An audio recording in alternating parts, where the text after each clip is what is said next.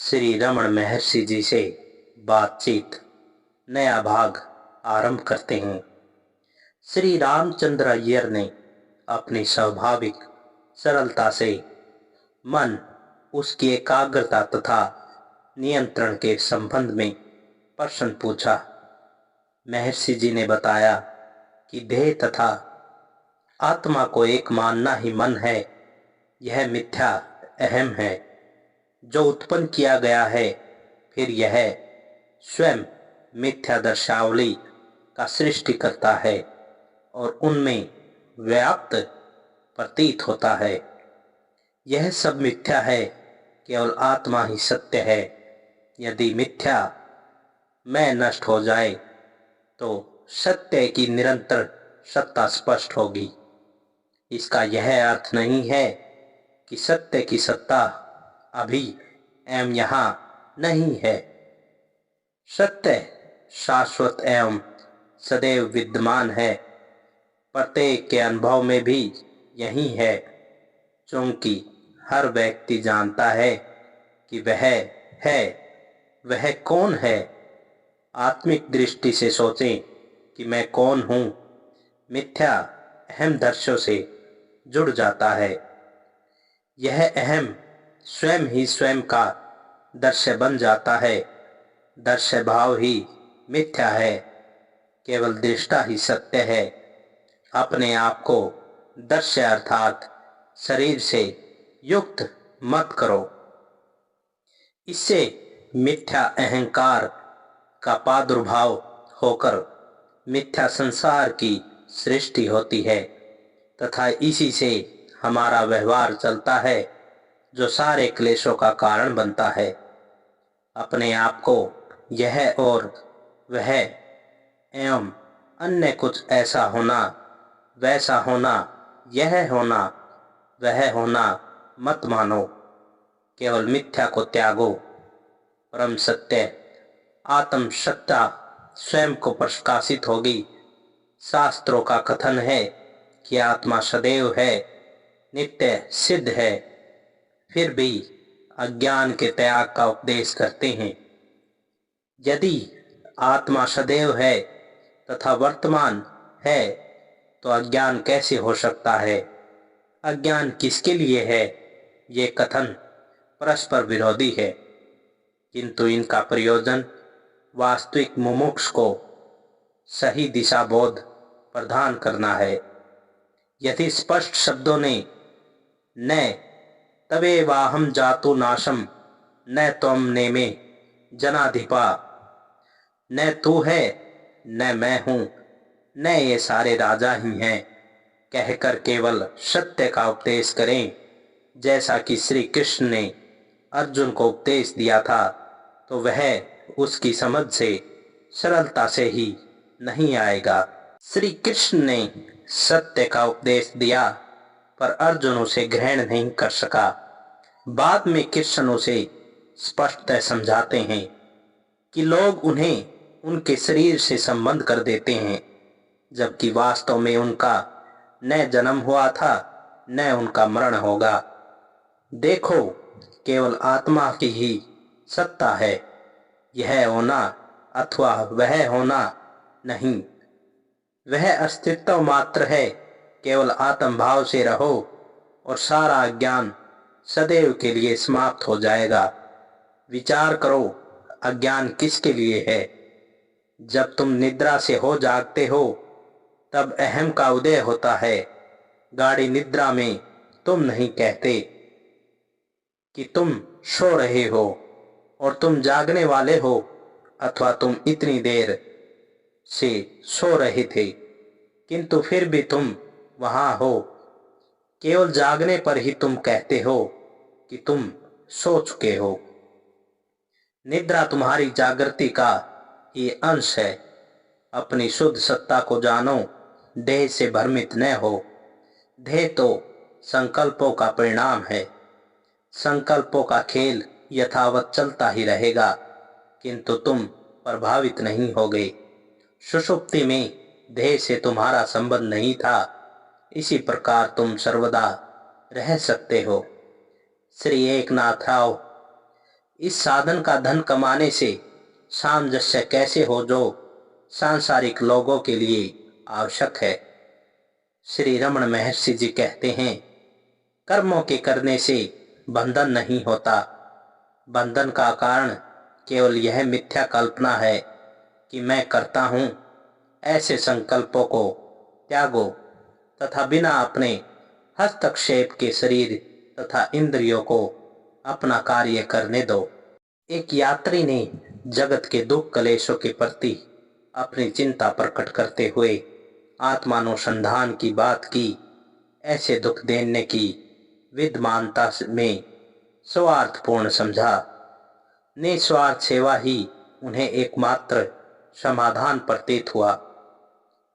रमण महर्षि जी कहते हैं, समुद्र को अपनी लहर की भान नहीं है, इसी प्रकार आत्मा को अपने अहम का भान नहीं है। इससे यह स्पष्ट हो जाता है कि अहम के मूल के अनुसंधान से श्री भगवान का क्या तात्पर्य है। एक व्यक्ति ने श्री भगवान से प्रश्न किया, आप भगवान हैं, इसलिए आपको ज्ञात होगा कि मुझे ज्ञान की प्राप्ति कब होगी। कृपया बताएं कि मैं ज्ञानी कब होऊंगा। श्री भगवान ने उत्तर दिया, यदि मैं भगवान हूं तो आत्मा के अतिरिक्त कोई भी नहीं है, इसलिए न ज्ञानी न अज्ञानी। यदि इसके विपरीत मैं तुम्हारे ही समान हूं तो तुम जितना ही जानता हूं, इन दोनों स्थितियों में मैं तुम्हारा उत्तर नहीं दे सकता। कुछ व्यक्तियों ने श्री भगवान से प्रश्न किए, जिनका सारांश यह निकला कि बहुत अभ्यास के बाद भी मैं की अनुभूति नहीं होती।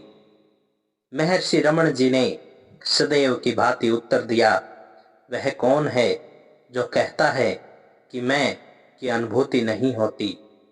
क्या एक मैं अज्ञानी है तथा एक मैं भ्रांतिजनक, क्या एक ही व्यक्ति में दो मैं हैं?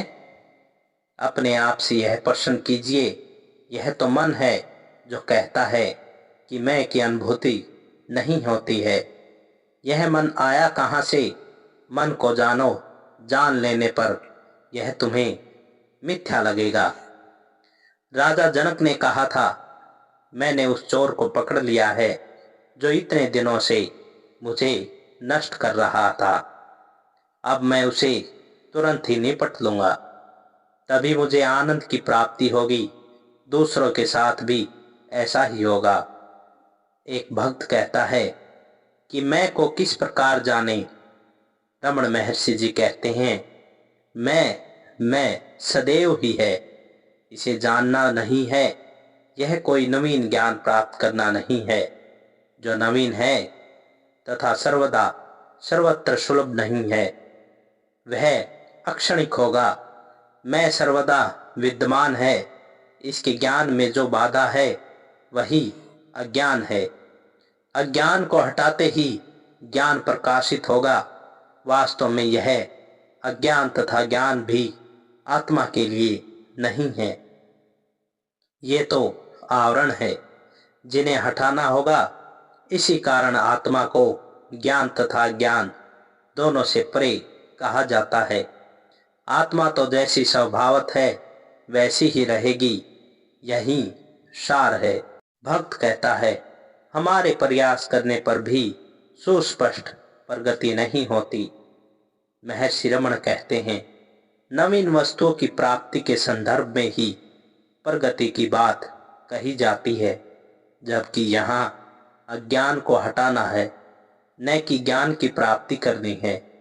आत्मानुसंधान में किस प्रकार की प्रगति की अपेक्षा की जा सकती है? भक्त कहता है, अज्ञान का निवारण किस प्रकार करें?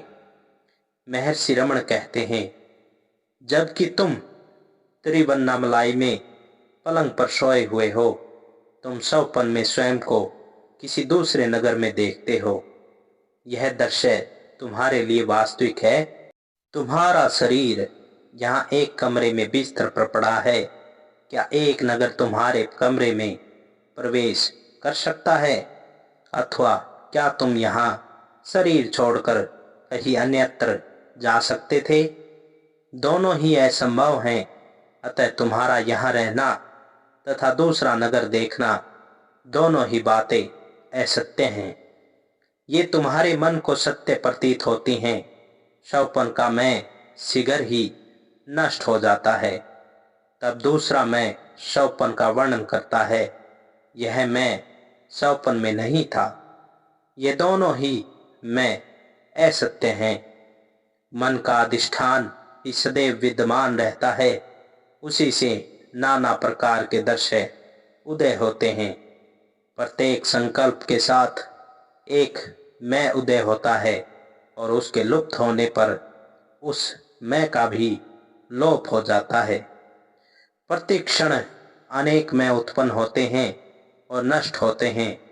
सदैव रहना वाला मन ही वास्तविक दुख का कारण है। जनक के अनुसार वही चोर है, उसको खोज लो और तुम सुखी रहोगे। श्री भगवान ने प्रबुद्ध भारत में से कबीर के एक कथन को अधृत किया कि सागर में बिंदु के विलय को तो सब जानते हैं, पर बिंदु में सागर के विलय को कुछ ही जानते हैं। श्री भगवान ने कहा, यही पराभक्ति है। एक ब्राह्मण युवक महर्षि के पास दर्शनार्थ आया। महर्षि को देखते ही युवक उन्मत्त होकर चिल्लाने लगा, शिव ओम अहम ब्रह्मास्मि।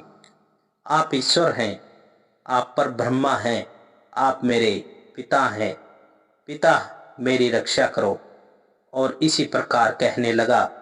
उन्माद बढ़ने पर वह एक के बाद एक दोनों हाथों से अपने वक्षस्थल पर तेजी से प्रहार करने लगा तथा शिव ओम जोर जोर से बोलने लगा।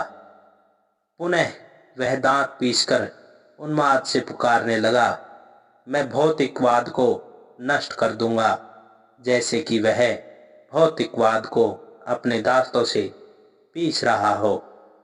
फिर वह बोला, या तो मुझे शक्ति दो, अन्यथा अन्यथा मैं। और इस प्रकार करने लगा जैसे अपना गला घोट रहा हो। जब उसे अन्य व्यक्तियों द्वारा सावधानी से हटाया गया तो वह महर्षि के पास समक्ष साष्टांग दंडवत प्रणाम कर बोला, मैं अपने पिता के चरणों की शरण लूंगा। पिता पिता, आप पार्थसारथी हैं, मैं अर्जुन हूँ। हम लोग भौतिकवाद को निकाल बाहर करेंगे, आदि आदि। अंत में उसे महर्षि के समीप से हटा दिया गया। उसने स्नान किया, कुछ हल्का जलपान किया और कुछ घंटों तक वह कक्ष में शांत बैठा रहा। उसने दोपहर का भोजन नहीं किया। दोपहर के बाद उसे पुनः दौरा पड़ा। तब वह चिल्लाने लगा, यदि अभी कृष्ण आ जाएं तो मैं उनका सिर काट दूं। उसने मुझे नौकरी छोड़ने की सम्मति दी और अब वे मेरी माँ की रक्षा नहीं करते, अथवा वे मेरा सिर ही काट दें। और इस प्रकार कहने लगा। उसके कुछ घंटों तक शांत रहने के बाद महर्षि ने श्री के.एल. शर्मा से उनकी अनुबंध की टीका के कुछ अंश पढ़ने को कहा।